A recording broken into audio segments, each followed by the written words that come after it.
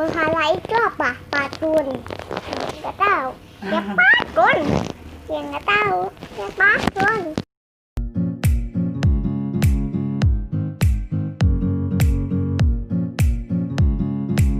Hai, assalamualaikum. Hari ini kita akan membaca kisah Nabi dan tindak Lakun. Sama siapa? Nyola tadi sama kakak Gajah. Ayo dong, Jaja.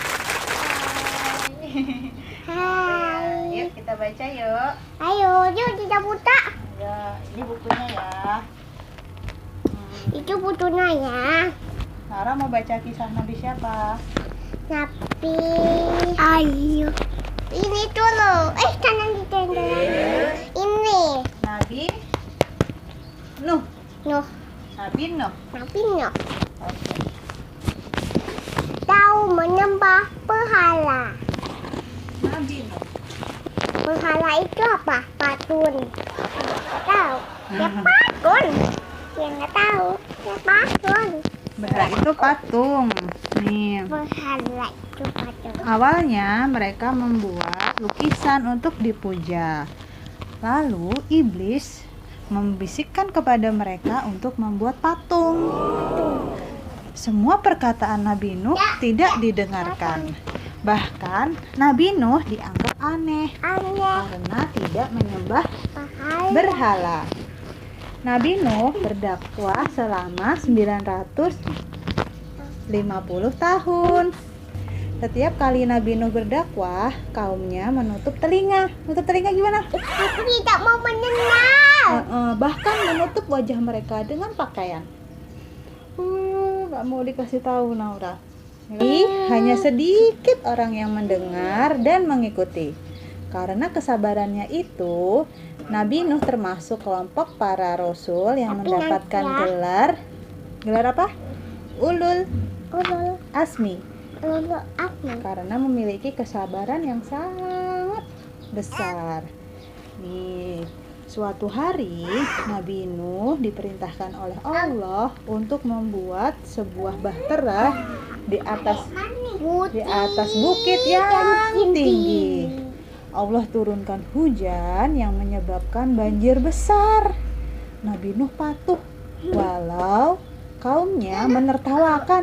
Hahaha. Bukit kok bisa kena banjir? Tidak mungkin. Bahtera itu sangat besar, dibuat selama bertahun-tahun.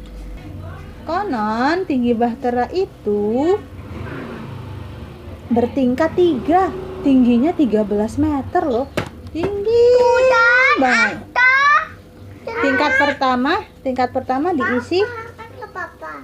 pertama diisi hewan, tingkat kedua diisi oleh manusia, tingkat ketiga diisi oleh hewan-hewan yang berupa burung-burung.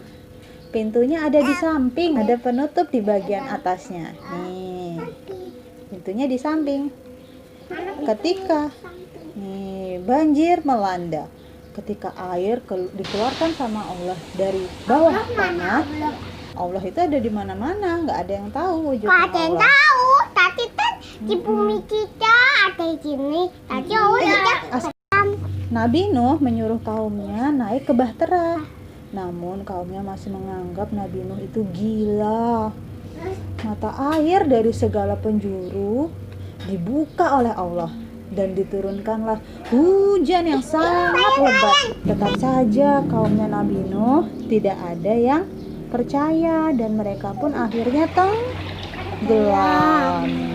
Hujan semakin deras.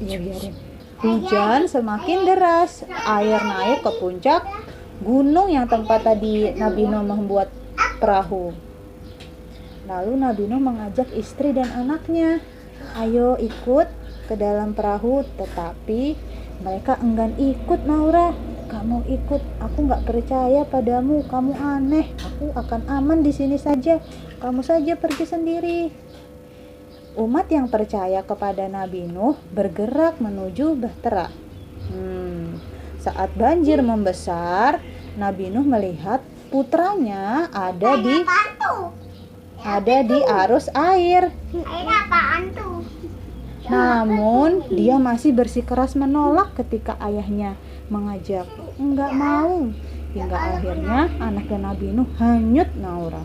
Setelah kapal berlayar jauh dan lama sekali, kaum durhaka pun mulai tenggelam, hujan pun mulai reda. Bahtera Nabi Nuh berhenti di sebuah gunung.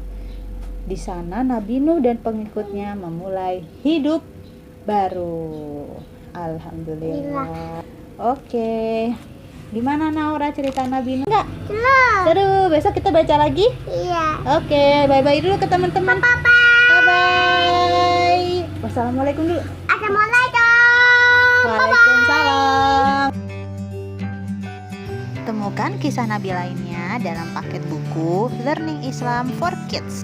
Sampai jumpa di video berikutnya. Bye-bye.